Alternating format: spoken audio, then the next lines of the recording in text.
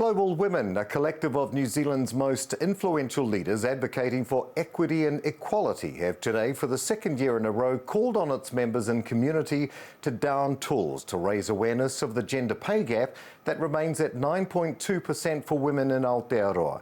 Global Women board member Kathleen Everett no Te Iwi Mōrehu, Te Aupauri Ngāpuhi, is also the first wāhine Māori to be appointed head of Te Ao Māori Strategy ANZ and is the Deputy Chair of the St Stephen's and Queen Victoria Schools Trust Board. Our reporter Marina Mane spoke to her earlier.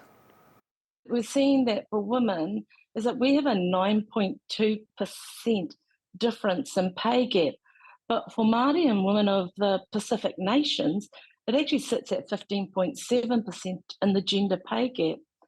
We have to ask ourselves why.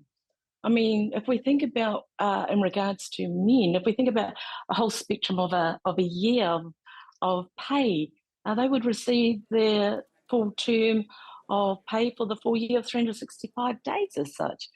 But for women, we sit at only 331 days, even though we would work for the entire year. This pay gap is a complex issue. So what are the two core areas that the company Global Women are focusing on to help us understand it and make it more transparent? At Global Women, we're looking at two specific areas. The first is that we have the conversation within business, whether it's in large corporates or smaller businesses, whether it's with us in our communities, with our whānau, in our runanga, if we're working for our iwi or hapu, and even our ahuwhenua.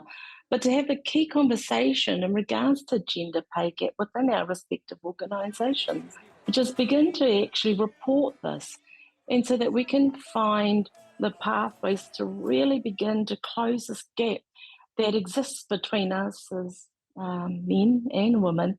Global Women is also encouraging organisations and individuals to join their movement called #NoPayDay.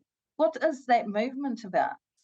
The movement is actually in regards to the hashtag in social media, but it's really to encourage the conversation with us all, to encourage the conversation of why we have gender pay gap, and to begin to create transparency around this for business. And so to engage in that conversation, to not fear the conversation.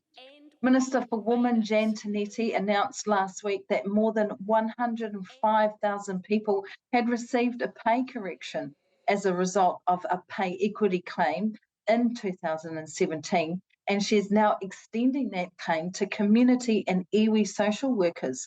What will that mean for those social workers and their organisations? The greatest thing here, firstly, is that my aroha goes out to our whānau that had to take so long for them in which to be recognised for the huge work that they do in our communities for our whānau.